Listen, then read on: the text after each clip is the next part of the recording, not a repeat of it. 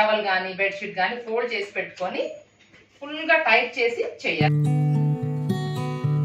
కింద పెట్టుకోండి. ఫస్ట్ ఒక్కొక్క లెగ్ చేసిన తర్వాత సెకండ్ లెగ్.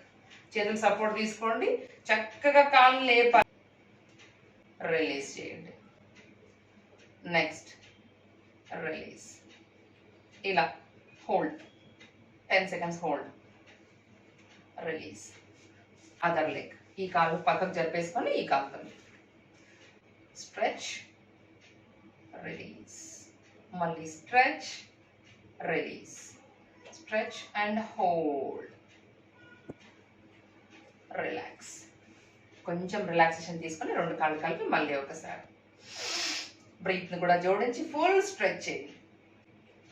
రిలాక్స్. మళ్ళీ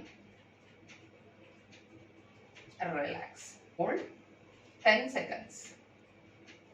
రిలాక్స్.